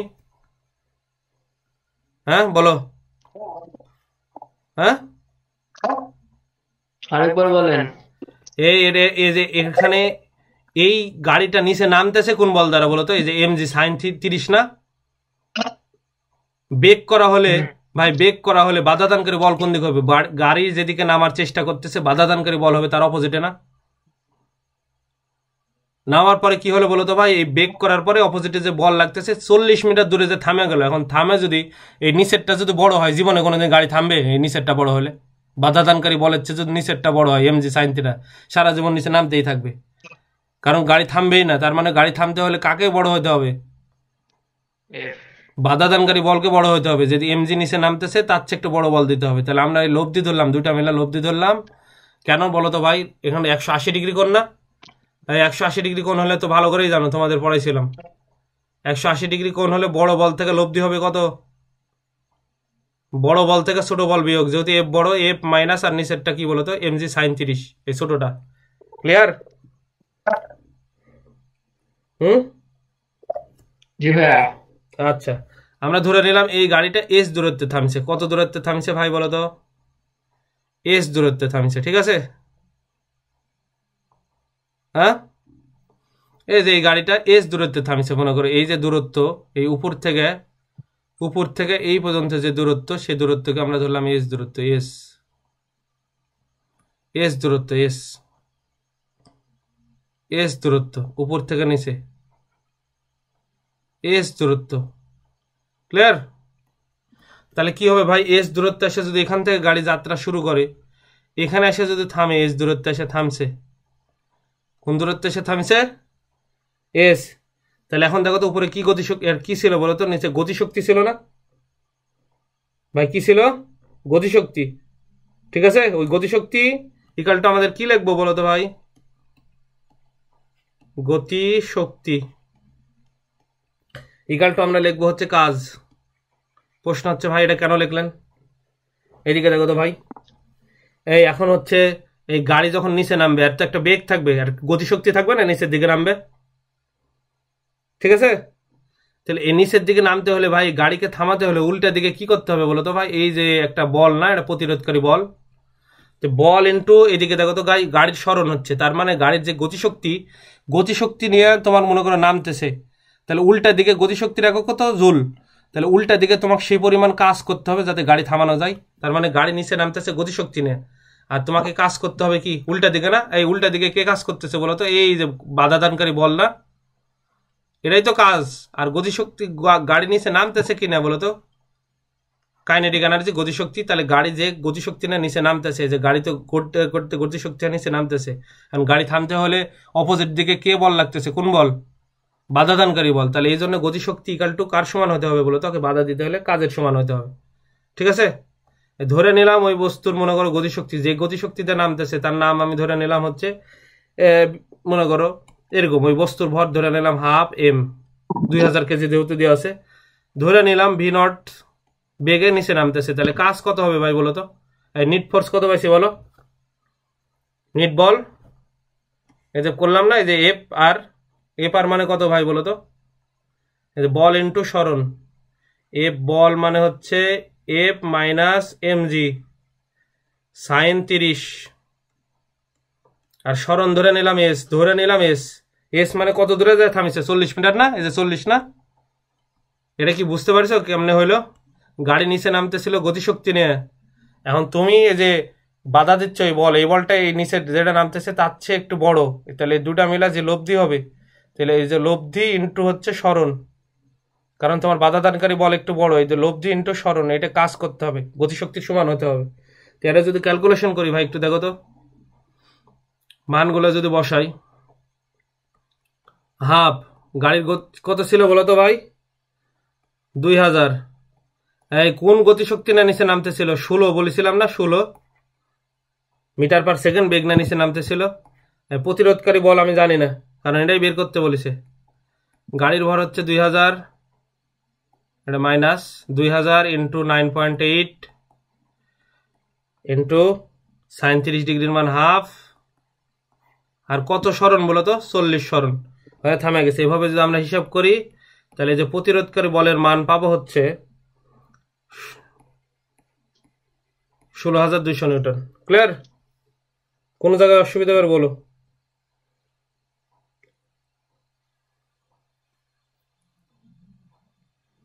বলো কোন জায়গায় অসুবিধা?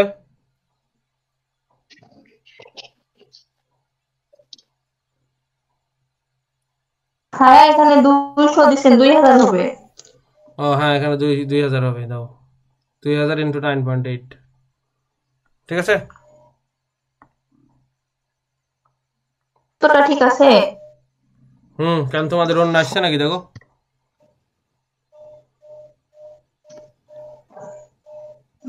ঠিকই আছে, ঠিকই আছে। অঙ্কটা ভাইয়া কোন অঙ্ক? এই তোলা হয়নি? লাস্ট একটু এই জানো না।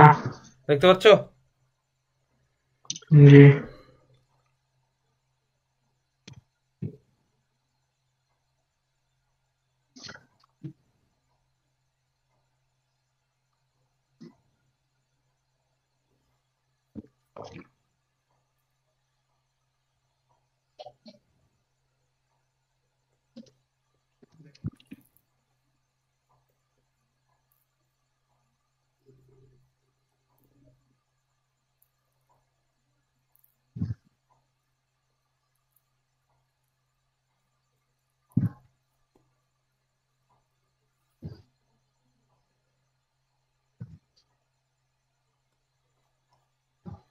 বলো বলো।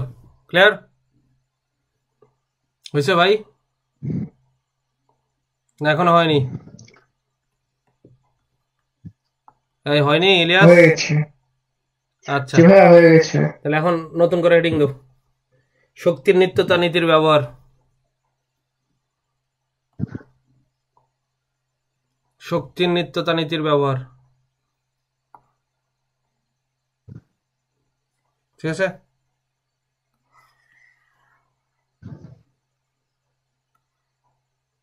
বুঝছো? তাহলে দেখো তো ভাই, লাগো শক্তির নিত্যতার, দেখো নিত্য তার নীতির ব্যবহার।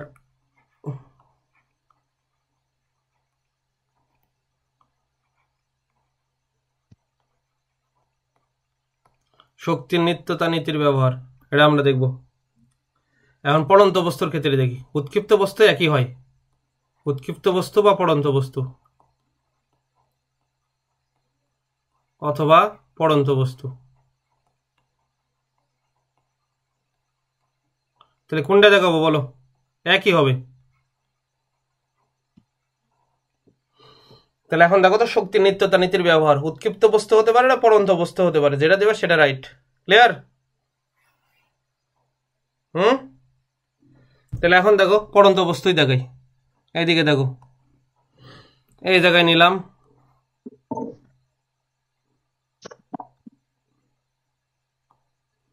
এখানে নিলাম।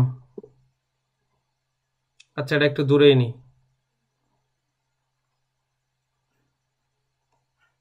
প্রথমে এটা কি লিখেছে? উৎক্ষিপ্ত বস্তু, উৎক্ষিপ্ত হর্ষ, উৎক্ষিপ্ত বস্তু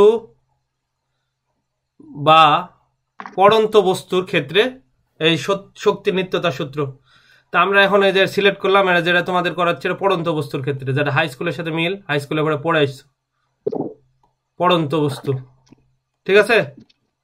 ভাই পড়ন্ত বস্তু আমি চলে গেলাম এদিকে, দেখো তো ভাই এম ভরের একটা বস্তু নেওয়া হলো, কত ভরের? এম ভরের, ক্লিয়ার?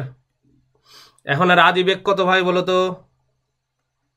আদি বেগ হচ্ছে, আচ্ছা এখানে নেই, আদি বেগ হচ্ছে আর 0 উপরে আছে।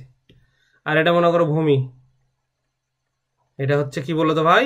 ভূমি, ক্লিয়ার? এখন যেটা উচ্চতায় আছে ভাই দেখো তো, এখন যে উচ্চতায় আছে এই উচ্চতার নাম হচ্ছে এইচ। যে উচ্চতায় আছে সে উচ্চতার নাম কত? এইচ উচ্চতায়। তাহলে এখানে দেখো তো ভাই মোট শক্তি সবসময় হয়, এই টোটাল এনার্জি হয় হচ্ছে কাইনেটিক গতিশক্তি, মানে গতিশক্তি ওই বিন্দুতে, এবং কি বলতো বিভব শক্তি, দুইটার যোগফলকে কি বলা হয় বলতো? মোট শক্তি। পড়াইছিলাম না? মোট শক্তি হয় গতিশক্তি, কাইনেটিক এনার্জি প্লাস হচ্ছে পটেনশিয়াল এনার্জি, এই দুইটার যোগফলকে কি হয় বলতো? টোটাল শক্তি বলা হয়।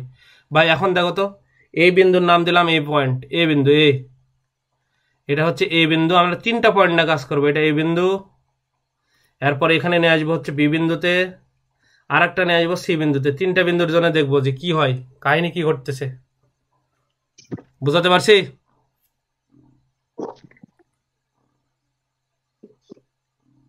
হুম, না বুঝনি?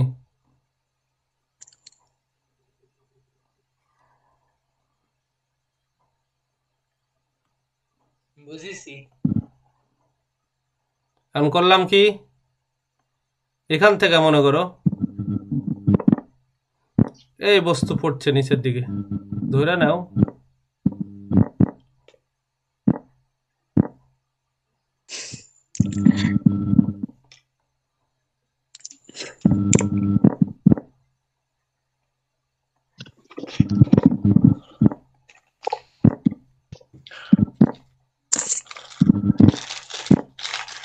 এই জায়গায় পড়ছে, ঠিক আছে? এখন এইদিকে দেখো তো ভাই আর একটা টান দিলাম, এটা বি পয়েন্ট, বি পয়েন্ট, আর লাস্টে দিলাম একটা C point.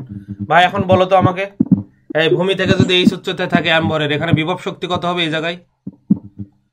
Potential energy mgh।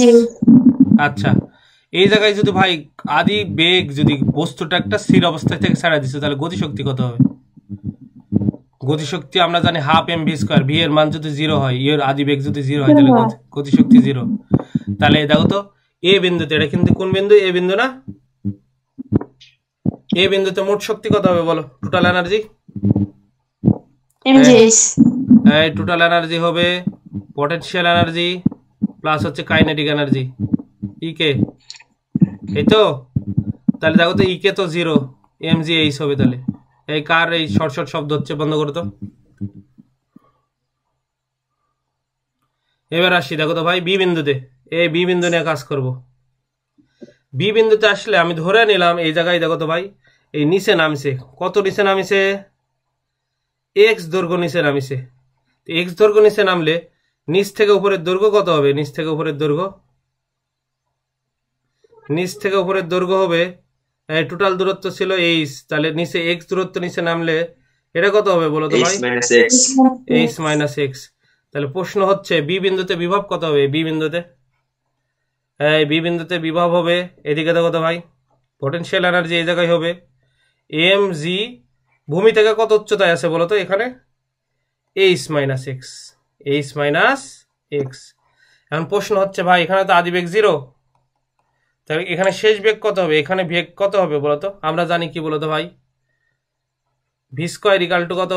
You square plus 2g, কত নিচে নামিছে?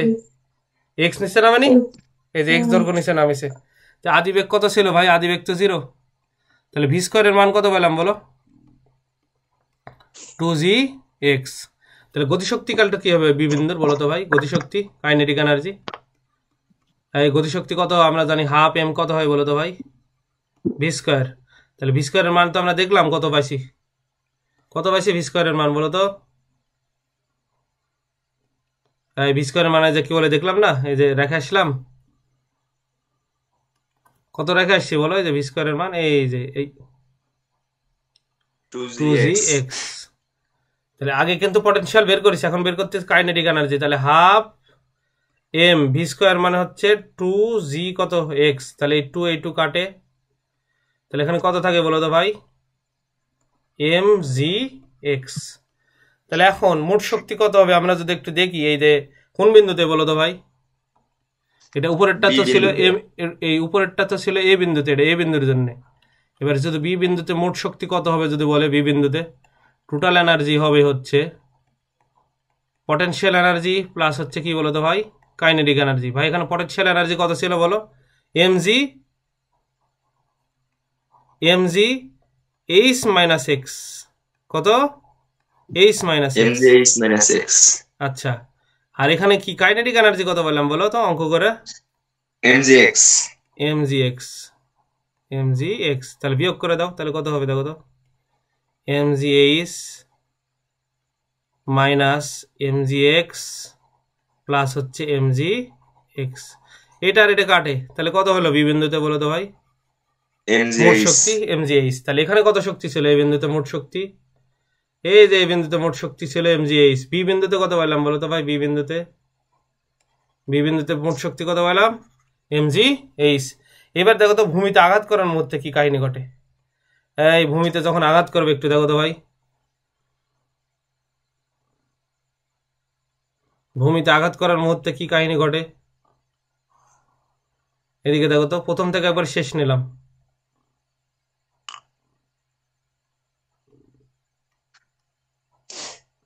ঠিক আছে।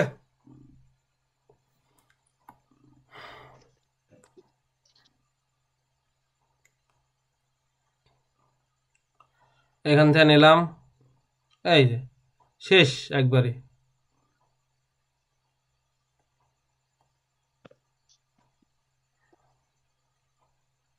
কাজ ইজি করে না।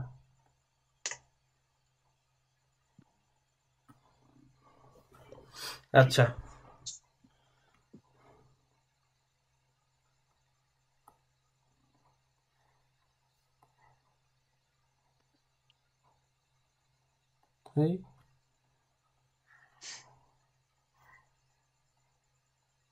এমনি লেখেন বোঝা যাবে তো, সেটা না কাজ করবে না রে ভাই।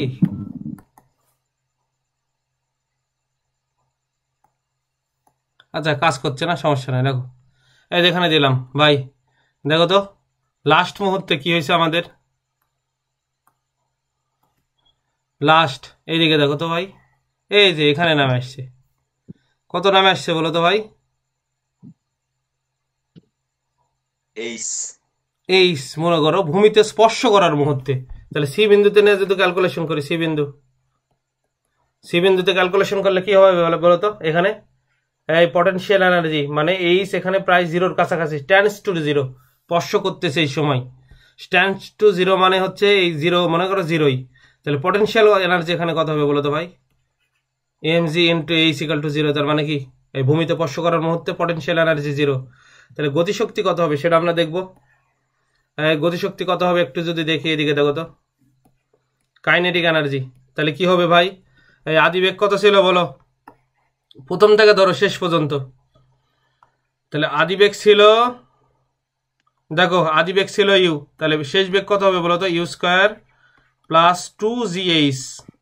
ভাই আমি কিন্তু প্রথম থেকে ধরেছি, তাহলে দেখো তো ভি স্কোয়ার ইকাল টু, এটা তো জিরো, তাহলে 2gh হবে না। এই কিভাবে এটা হলো একটু দেখাই, একটু দেখো, এই এখান থেকে শুরু করছি, এই জায়গায় থেকে আদিবেগ জিরো, আদিবেগ এখান থেকে দেখো বস্তু কত নিচে নামে আসছে বলো তো, এইচ উচ্চতায় নিচে নামে আসেনি, এই যে এইচ নিচে নামে আসছে ভূমিতে স্পর্শ করার মুহূর্তে। তাহলে কি লিখতে পারি বলো তো ভাই, তাহলে লিখতে পারি এদিকে দেখো তো ভাই, এই যে V square equal to 2gh। তাহলে গতিশক্তি কত হবে এখানে বলো তো ভাই, গতিশক্তি হবে হাফ এম ভি স্কোয়ার। তাহলে ভি স্কোয়ারের মান আবার কত বলো তো ভাই, 2gh। তাহলে 2 আর 2 কাটলে কত হবে বলো তো ভাই, mgh।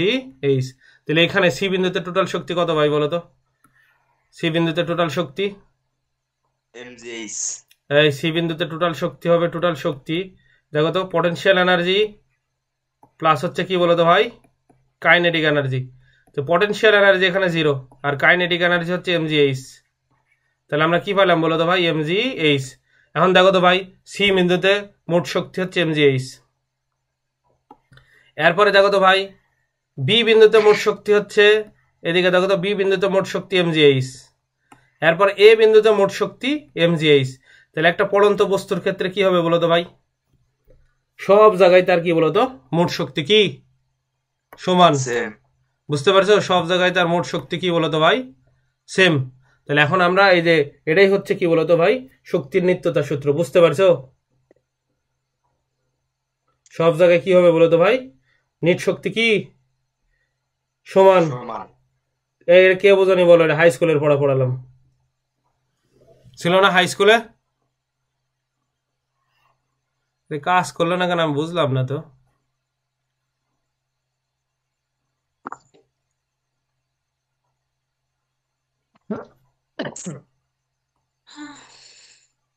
আশ্চর্যজনক। ঠিক আছে, এই সবাইকে বুঝছো? তোলা হলে বলো। হয়ে গেছে ভাইয়া। mgh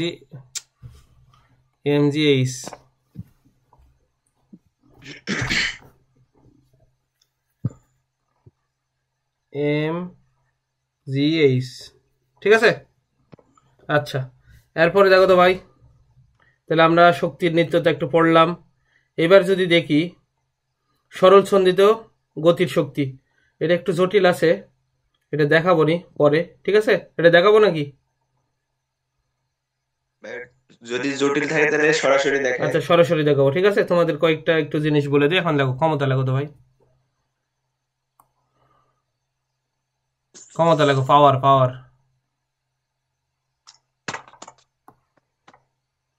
আর সবাই হেডিং দাও ক্ষমতা।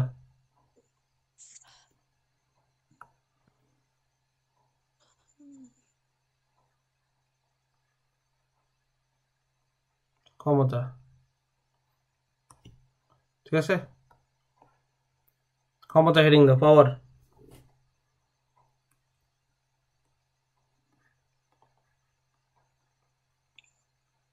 পাওয়ার। তাহলে এখন দেখো তো ভাই একক সময়ে যে কাজ করতে পারে সেটাই ক্ষমতা না? W/T। ক্লিয়ার? তাহলে এখন ডাব্লু মানে কি ছিল মনে আছে তোমাদের? বল ইন্টু কি বলো তো ভাই? সরণ। তাহলে এখন দেখো তো এফ এখানে রেখে আমি যদি কি দেখি বলো তো ভাই? S/T। একক সময় সরণের হার বেগ না? তাহলে ক্ষমতা ইকাল টু কি হয় বলো তো? FV হয়। তাহলে ক্ষমতা ইকাল টু যদি পরীক্ষায় আসে FV হয়, বল ইন্টু বেগ, এটাও হয় ক্ষমতা। আর ক্ষমতার একক তো ওয়াট। ঠিক আছে, এক অশ্ব ক্ষমতা। এখন লাগো হর্স পাওয়ার, অশ্ব ক্ষমতা। অশ্ব ক্ষমতা,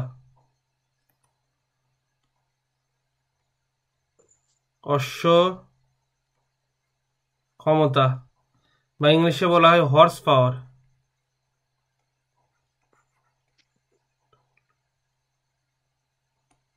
হর্স পাওয়ার, ঠিক আছে। তাহলে হর্স পাওয়ার কি হবে ভাই বলো তো? কিভাবে লেখা হয়? 1 হর্স পাওয়ার ইকাল টু 746 কি বলো তো ভাই? ওয়াট। ঠিক আছে, এই ওয়াটের আর একটা একক আছে কিন্তু এদিকে দেখো একক তোমাদের দেখাই। একক সময় যে পরিমাণ কাজ করতে পারে সেটাই হচ্ছে ওয়াট। তাহলে কাজের একক জুল, সময়ের একক সেকেন্ড। তার মানে জুল পার সেকেন্ডকে বলা হয় ওয়াট। জুল পার সেকেন্ডকে বলা হয় ওয়াট। তাহলে 1 হর্স পাওয়ার সমান সমান 746 ওয়াট, বা এভাবেও লেখা থাকতে পারে এমসিকে জুল পার সেকেন্ড। ঠিক আছে, তো বৈদ্যুতিক ব্যবহারিক একক দেখি। বৈদ্যুতিক ব্যবহারিক একক, এগুলো ছোট ছোট জিনিস পড়াচ্ছি, শেষ করে দেবো তো। বৈদ্যুতিক ব্যবহারিক একক দেখো তো ভাই। ঠিক আছে,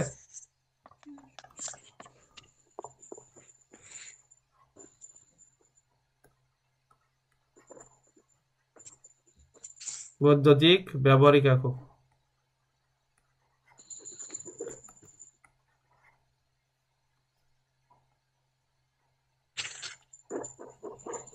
তাহলে বৈদ্যুতিক ব্যবহারিক একক, তাহলে কি দিব? এদিকে দেখো তো ভাই 1 ওয়াট। 1 ওয়াট ইকাল টু হচ্ছে 1 জুল পার সেকেন্ড। এরপরে যদি বলি ভাই 1 কিলোওয়াট, তাহলে কি হবে বলো তো ভাই? এই 1000 ওয়াটে এক কি বলো তো ভাই? কিলোওয়াট। এবার যদি বলে ভাই অঙ্কতে লাগবে কিন্তু 1 মেগাওয়াট, তাহলে হবে কি বলতো ভাই, এটা সমান সমান 1000 কিলোওয়াট বা 1 × 10⁶ ওয়াট। ঠিক আছে, মনে থাকবে।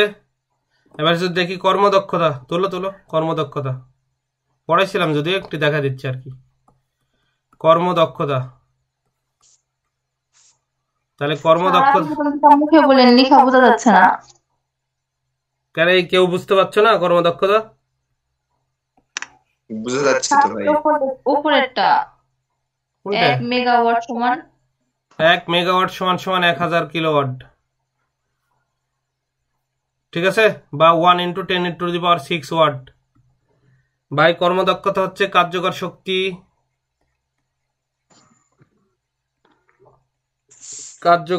শক্তি, আর নিচে হবে মোট সরবরাহিত শক্তি।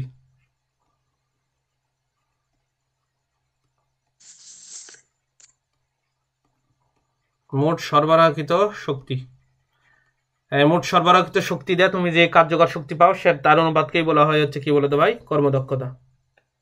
ঠিক আছে, আজকে লাস্ট অঙ্ক করাবো, আজকে শেষ।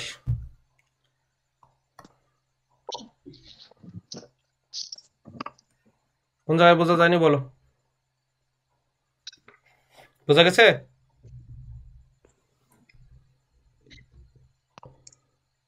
হয়েছে ভাই? তাহলে গেলাম পরের পেজে, গেলাম। লাগো ভাই, কোশ্চেন লাগো, লাস্ট, আজকের লাস্ট প্রশ্ন।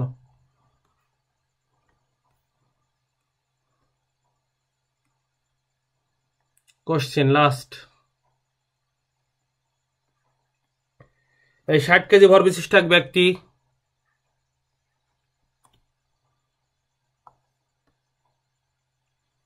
লাগো 60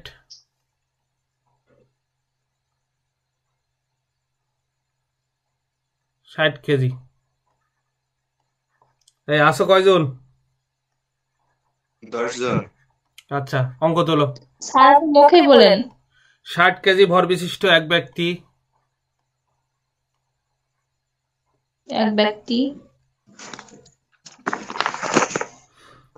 40 কেজি এর একটি বোঝা নিয়ে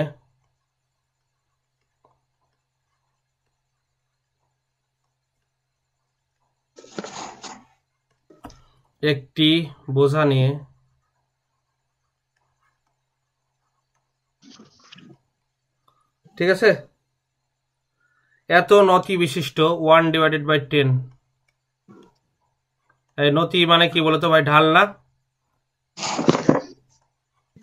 নতি বিশিষ্ট একটি নততল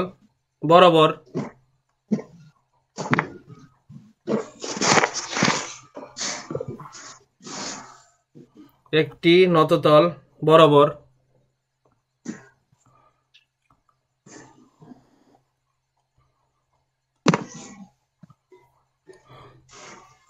প্রতি ঘন্টায়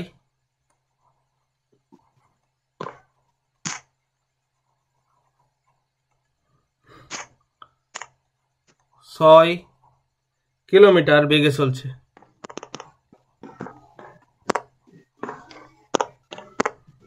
ওই ব্যক্তি কত ক্ষমতা প্রয়োগ করছে? 6 কি লিখছেন? 6 কিলোমিটার বেগে চলছে, প্রতি ঘন্টায় 6 কিলোমিটার বেগে চলছে। ওই ব্যক্তি কত ক্ষমতা প্রয়োগ করছে?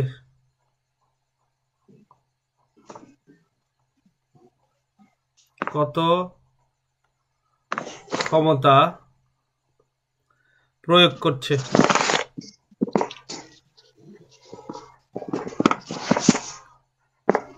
ঠিক আছে, এই 60 কেজি ভর বিশিষ্ট একটি ব্যক্তি 40 কেজি এর একটি বোঝা নিয়ে 1/10 নতি বিশিষ্ট একটি নততল বরাবর প্রতি ঘন্টায় 6 কিলোমিটার বেগে চলছে। ওই ব্যক্তি কত ক্ষমতা প্রয়োগ করছে? বোঝা গেল?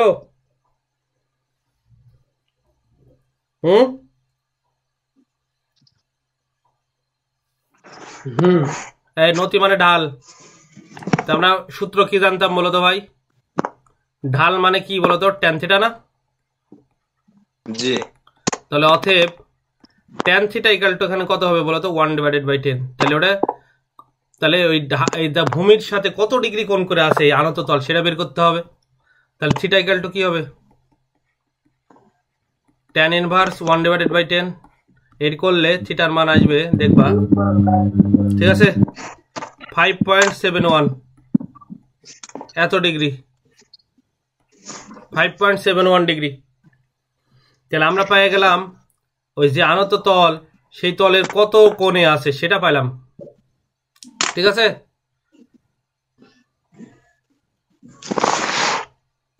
তাহলে এখন দেখো তো ভাই, আমি যদি একটা ত্রিভুজ নিই কি কাহিনী ঘটে, এই নিলাম আর কি,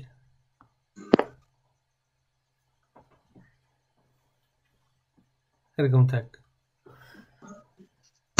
ঠিক আছে।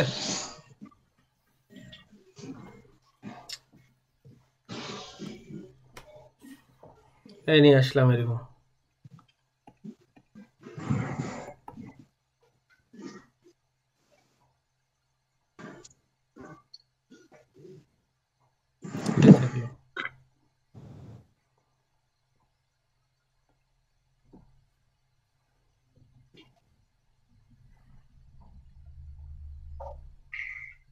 হ্যালো, এবার যেটা করি এইদিকে দেখো তো ভাই, কোন কত পাইলাম বলো তো? এই যে কোনটা আমরা বের করলাম আপাতত, কোনটা বের করলাম 5 পয়েন্ট কত 71, বুঝতে পারছো? আচ্ছা, এখন প্রশ্ন হচ্ছে এই যে একটা ব্যক্তি নামছে, এই একটা ব্যক্তি মাথায় কিন্তু আর বোঝা আছে, আবার এই ব্যক্তির ভর কত বলেছিলাম বলো? 60 কেজি। 60 কেজি। আর কত বোঝা নিয়ে নিচে নামতেছে?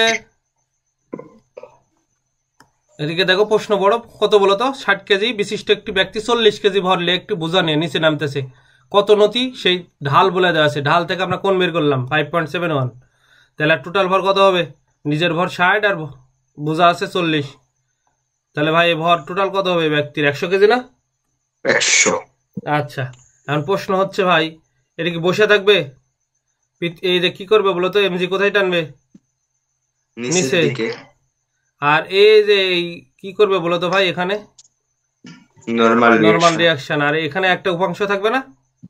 তাহলে এখন যদি আমরা লিখি এইদিকে দেখো তো ভাই, এভাবে যদি লিখি, এখানে এই কোণটা কত হবে বলো তো ভাই? এই কোণটা যদি থিটা হয় 5.71, তাহলে এই কোণটা কত হবে? থিটা 5.71। তাহলে নিচের দিকে কি করবে বলো তো? এমজি। তাহলে যার সাথে কোণ সেটা কি হবে? MG cos theta. আর যার সাথে কোণ নাই এমজি কি হবে? Sine theta. আর এটা কি হবে বলো তো ভাই? নরমাল রিয়াকশন, ঠিক আছে। এখন প্রশ্ন হচ্ছে এইদিকে দেখো তো, কোন বেগ না নিচে নামতেছে? ওই প্রশ্নতে দেওয়া ছিল ওই ব্যক্তি কত বেগ না নিচে নামতেছে, কত বেগ না নিচে নামতেছে দেখো, ঘন্টায় কত? 6 কিলোমিটার। তাহলে বেগ হবে 6 কিলোমিটার পাওয়ার কি আওয়ার, ঠিক আছে। আচ্ছা, তাহলে এখন দেখো তো বেগ আমরা পেয়ে গেলাম কত? Kilometre per hour. এখানে আমরা মিটার পার সেকেন্ডে যদি রূপান্তর করি, বেগ বলেছে 6 কিলোমিটার পার আওয়ার। তাহলে ভাই দেখো তো 6 কিলোমিটার মিটারে করলে কত? 1000 দ্বারা গুণ। আর 3600 সেকেন্ডে কত? 1 ঘন্টা। তাহলে আমরা এটা পাই হচ্ছে কাটাকাটি করলে 5/3, এত মিটার পার সেকেন্ড। 1 কিলোমিটারকে সেকেন্ডে করলাম। এখন প্রশ্ন হচ্ছে ভাই এই যে এই ব্যক্তি ক্ষমতা কত প্রয়োগ করছে? ভাই কি বলে ক্ষমতার সূত্র দেখলাম, এদিকে দেখো তো ভাই, ক্ষমতা কত প্রয়োগ করছে কি বলে তোমাদের দেখলাম। আমি বললাম পি ইকাল টু কত বলতো? P equal to W/T। তারপরে ডাব্লু মানে কি বলতো? F/T। তখন লিখতে পারি FV, ঠিক আছে। তাহলে পাওয়ার কত পেলাম বলো? FV, ঠিক আছে, পাওয়ার FV। হ্যাঁ, তাহলে এখন দেখো তো এখানে পাওয়ার কত হবে বলো তো? এফ কোন বল কাজে লাগতেছে? কি লিখছেন? হ্যাঁ, এফ এর পরে ওটা কি লিখছেন? এটা ভি। হ্যাঁ, এই এখানে দেখো তো ভাই, এফ মানে কোন বলটা নিচে নামতেছে বলো তো? এমজি কত? সাইন থিটা না? তাহলে এই এফ এর জায়গায় কি বসাবো বলো? এই যে নিচে নামতেছে কোন বল না, এই যে এই বেগে এই বলটা নেয়া তো, কোন বলটা নেয়া ভাই বলো তো? এই যে এমজি সাইন থিটা, কারণ এটা নেয়া তো নিচে নামতে পারবে না, কারণ এটা কাকে নিউট্রাল বানাবে? এই যে স্বাভাবিক প্রতিক্রিয়াকে কি করবে? নিউট্রাল বানাবে। এটা নিয়ে নিচে নামতেছে এবং কত বেগে বলো তো? 6 কিলোমিটার/আওয়ার। তাহলে এখন চাইছে ক্ষমতা কত হবে, তাহলে এফ এর জায়গায় কত বসাবো বলো তো? এমজি সাইন থিটা, আর এইদিকে আছে ভি। ভি তো মিটারে রূপান্তর করলাম, তাহলে এম মানে কত ভাই বলো তো? বস্তুর ভর সহ কত? বস্তুর ভর 60, বোঝা আছে 40, মানে বস্তুর তাহলে কত হবে? 109.8। এই থিটার মান কিন্তু বের করে ফেলেছি আমরা, প্রথমে বের করলাম ওই যে নতি দিয়ে। থিটার মান কত ডিগ্রি কোণ বের হলো? এদিকে দেখো তো 5.71। তাহলে সাইন কত হবে বলো? সাইন 5.71। এই বেগ কত মিটার পার সেকেন্ড বের করলাম। এই 6 নেওয়া যাবে না, 6 এটা কিলোমিটার/আওয়ার। কিলোমিটার/আওয়ার থেকে যে মিটারে রূপান্তর করছে এই জায়গায় 5/3, সব মিটারে করলাম, ঠিক আছে? এ করলে হয় আমাদের 163.3 ওয়াট করে দেখবা। এটাই হলো আমাদের ক্ষমতা, বুঝিছো? তাহলে ক্ষমতা কত পেলাম? এই যে 67 ঠিক আছে, এই যে জুম আউট করে দিলাম, একটু দেখো। আবার কি বোঝাবো? একবার রিভিশন দিয়ে দেবো। এই একটু দেখো ভাই, বলেছে 60 কেজি ভর বিশিষ্ট এক ব্যক্তি 40 কেজি এর একটি বোঝা নিয়ে, এই ঢাল বলে দিছে। নতি কত বলতো? এই যে এই ঢালু বস্তু তার নতি কত বলেছে বলতো? 1/10। নতি বিশিষ্ট একটি নত তল বরাবর প্রতি ঘন্টায় কত বলতো? এই যে নত তল বরাবর প্রতি ঘন্টায় কত? 6 কিলোমিটার বেগে চলছে। ওই ব্যক্তির ক্ষমতা কত প্রয়োগ করছে? এখন প্রশ্ন হচ্ছে এটা কত ডিগ্রি কোণে আনত তল, সেটা তো আমরা জানি না। আমরা জানি ঢাল মানে হচ্ছে ট্যান থিটা, তাহলে ট্যান থিটা ইকুয়াল টু 1/10। তাহলে থিটা কত পেলাম বলতো? এই যে ট্যান ইনভার্স করে 5.71, তার মানে এটা এই যে এই কোণটা ঢালু হচ্ছে 5.71 ডিগ্রি, ভূমির সাথে করে আছে। এখন এই বেগকে আমরা কিসে রূপান্তর করলাম? মিটার পার সেকেন্ড, কিলোমিটার থেকে। আমরা ক্ষমতা জানি একক সময় যে পরিমাণ কাজ মানে আবার এফএস। তাহলে বল এখানে থাকলো, স্মরণের হারকে বলা হয় বেগ। তো এখন দেখো তো ভাই, কোন বল না নিচে নামতেছে বলো তো? প্রতি ঘন্টায় যে এই বেগে 6 কিলোমিটার/আওয়ার বেগে নিচে নামতেছে, এই বেগ কেউ তুমি টানিছো যায় বা কেউ টানিছে? তাহলে কি বলতো, কার উপাংশ এদিকে কাজ করতেছে বলতো? ওই যে মহাকর্ষ বল নিচ বরাবর যেটা টানতেছে। ভাই তুমি যদি গাছ থেকে পড়ে যাও তাহলে তোমাকে কে নিচে ফেলে দিচ্ছে? মহাকর্ষ বল। তো মহাকর্ষ বলের এই আনত তল বরাবর পড়লে এর উপাংশ কত হবে? এই বরাবর এমজি সাইন থিটা। তার মানে কি হলো বলতো? বল মানে এমজি সাইন থিটা, আর বেগ মানে তো এই যে বলে দেওয়া আছে বেগ। এটা গুণ করলে কি পেলাম বলতো? এই তল বরাবর কি পেলাম? পাওয়ার না? বুঝিছো না বুঝতে পারো নি ভাই? স্যার বুঝতে পারছি। এখন কতজন আছো তোমরা? আজ এই পর্যন্ত। এখন তোমাদের একটু জিজ্ঞেস করি,